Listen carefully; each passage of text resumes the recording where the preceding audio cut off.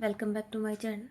हम पढ़ने वाले आज इंग्लिश ग्रामर, जिसका पहला टॉपिक हमारा रहता है सब्जेक्ट वर्ब एग्रीमेंट, और इसको हम दूसरे अन्य नाम से भी जानते हैं कॉनकॉर्ड। ठीक है, तो इसका मतलब क्या होता है कि सब्जेक्ट को वर्ब के अकॉर्डिंग एग्री करना चाहिए और वर्ब को सब्जेक्ट के according. The subject of the sentence must agree with the verb.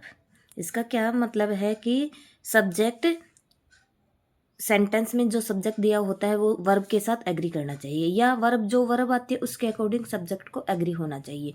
इस तरह से यदि सब्जेक्ट सिंगुलर होगा तो वर्ब भी सिंगुलर आएगी, और सब्जेक्ट प्लूरल आएगा तो वर्ब भी प्लूरल आएगी। मैं सारे रूल्स एक जगह इकट्ठे करके सोशल मीडिया से ही मैंने करे हैं। कोई मैं इंग्लिश की स्टूडेंट नहीं हूँ, पर टाइम ख़राब ना हो, हम सोशल मीडिया पर देखते हैं एक दो रूल को पढ़ाने में एक घंटा टाइम वेस्ट हो जाता है। तो मैं और बस इनको रूल को रटना है आपको, और देखना है एग्जाम में अपना क्वेश्चन सही होएगा। अब पहले इसके एग्जाम्पल पे आते हैं। पहला नियम होगा हमारा पेयरिंग वर्ड का।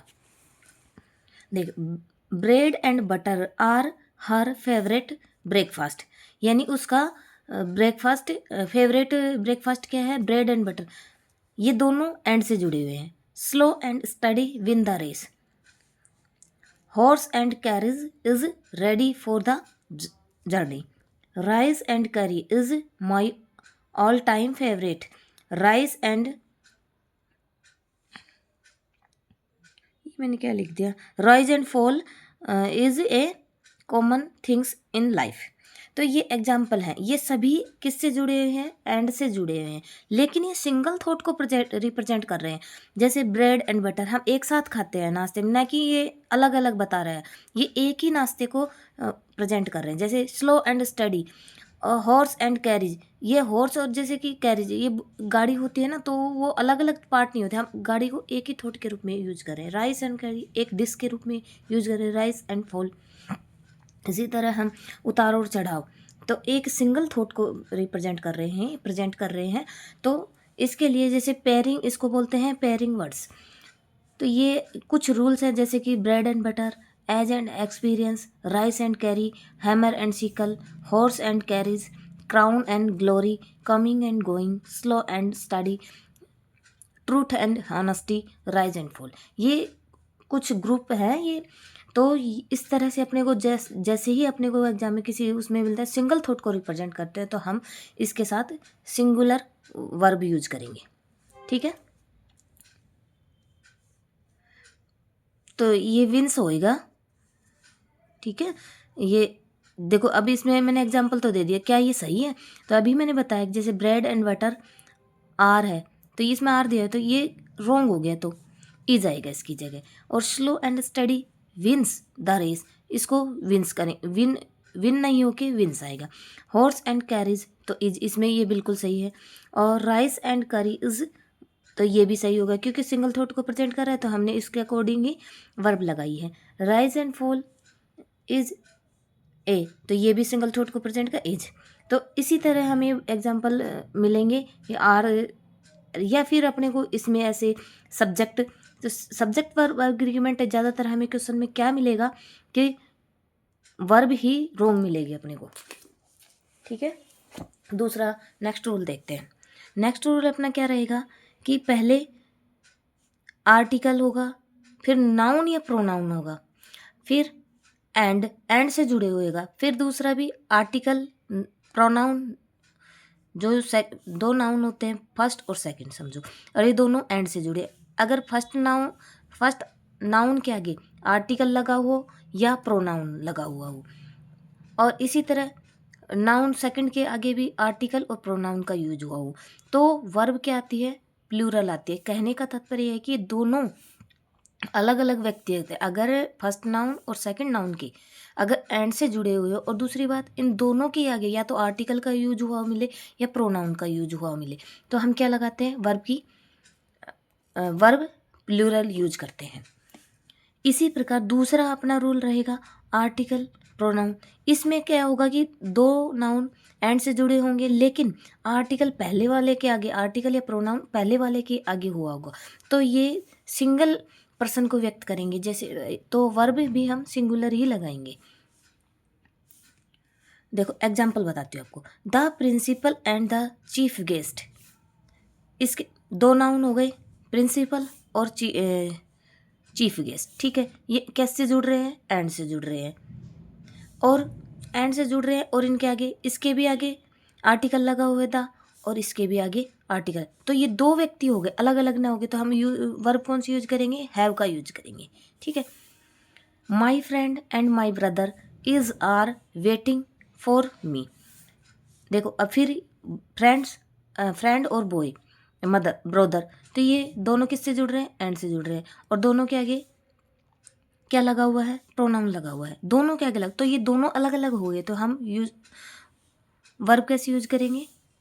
प्लूरल यूज करेंगे। A poet and a novelist have come to meet you. दो नाउन हो गए, पोइट और नॉवेलिस्ट, किससे जुड़ रहे हैं? एंड से, आर्टिकल लगा हुआ है दोनों के आगे, तो हम किसका यूज करेंगे? हैव का। अगला एग्जाम्पल देखते हैं। A black and white horse was were running along the road. दो noun, black and white horse, a black and white horse. तो अब इसमें देखो, ये एग्जाम्पल किसका है? ये एंड से तो जुड़ रहे हैं, लेकिन वाइट और हॉर्स है, तो ये वाइट, ए ब्लैक, पहले ही अपने को आर्टिकल एक के आगे लगा हुआ, न कि इसके आगे, दो अलग अलग नहीं है। तो ब्लैक और जैसे दो कलर के नहीं हो जाते हॉर्स, तो उसके बारे में बताएगा। तो इसमें हम क्या यूज करेंगे? वाज यूज करेंगे। ये इसका एग्जाम्पल। इसी तरह इसका एक एग्जाम्पल और बताती हूँ आपको। देखो इसमें the principal and chief guest have arrived. Principal और चीफ गेस्ट दो अलग अलग नाउन हो गए, पहला नाउन दूसरा नाउन, किससे जुड़ रहे? एंड से जुड़ रहे, लेकिन आर्टिकल किसके आगे? पहले वाले के आगे लगा हुआ मिल रहा है, तो हम इसमें वर्ब कौन सी यूज करेंगे? ये एक ही नाउन है, ये एक ही आदमी है, प्रिंसिपल और चीफ गेस्ट, तो हम वर्ब कौन सी यूज करेंगे? सिंगुलर यूज करेंगे। अगर आपको मेरे ये बताए हुए रूल्स समझ में आ रहे हैं, देखो मैं कोई इंग्लिश स्टूडेंट नहीं हूँ, लेकिन मैं चाहती हूँ कि किसी का भी टाइम ख़राब ना हो। तो ये जो आपको 1 घंटे में रूल पढ़ने को मिलते हैं, 10 मिनट में, जो 1 घंटे की क्लास होती है, मैं 10 मिनट में ख़त्म करा दूँगी आपकी। और देखो रटना पड़ेगा इन रूल्स को, ये कोई समझो, समझने के साथ रटना पड़ेगा। समझ लिया, याद नहीं रहे, तो फिर क्या फ़ायदा। तीसरा रूल अपना देखते हैं। ईच, देखो नाउन फर्स्ट और नाउन सेकंड, और दोनों किससे जुड़ रहे हैं? एंड से जुड़ रहे हैं, और ईच मिल जाए, दोनों पहले वाले के आगे ईच मिल जाए, दोनों के आगे ईच मिल जाए, फिर जैसे इसी तरह एवरी एक के आगे मिल जाए या दोनों के आगे मिल जाए, दो नाउन हो, एंड से जुड़ रहे हो, ईच और एवरी किसी के भी आगे मिल जाए, चारों में से किसी के भी आगे, तो हमें ये वर्ब कैसे लगानी होगी? सिंगुलर। ईच और एवरी में किसका भाव होता है? सिंगुलर का भाव होता है। और प्रोनाउन यूज करेंगे तो सेकंड सब्जेक्ट के अनुसार लगाएगा, जैसे कि ये सेकंड सब्जेक्ट आएगा ना एंड के बाद वाला, उसके अकॉर्डिंग लगाना होगा हमें प्रोनाउन, अगर प्रोनाउन का यूज करना होगा। ये एग्जाम्पल ऊपर वाले उसका है। अब देखते हैं इसका example. Each boy and each girl have understood. तो ईच बॉय और ईच से दोनों जुड़ रहे हैं, दोनों नाउन, एंड से जोड़ के दोनों नाउन। तो हमने अभी क्या पढ़ा कि ईच और एवरी ये किसका? सिंगुलर का भाव देते हैं, तो वो क्या आएगा? वर्ब भी कौन सी आएगी? सिंगुलर आएगी अपनी। Every boy and every girl is are studying silently, यानी प्रत्येक बच्चा, बॉय और लड़की अपनी स्टडी को चुपचाप कर रहे हैं। तो इसमें देखो दोनों एंड से जुड़ रहे हैं, गर्ल और बॉय, और दोनों के आगे एवरी लगा हुआ है। तो अभी क्या बताया कि कोई भी नाउन हो, चारों में से कोई सा भी नाउन हो, अगर एंड से जुड़ रहे हैं ईच और एवरी, और ईच और एवरी किसी के भी आगे लग रहे हो, हमें वर्ब कौन सी यूज करनी है? सिंगुलर यूज करनी है। ठीक है, अगर नाउन आ जाए, नाउन का यूज करना पड़े, प्रोनाउन का, तो हमें इस सेकंड वाले नाउन के सब्जेक्ट के अनुसार लगाएंगे। ठीक है, अगला रूल देख लेते हैं।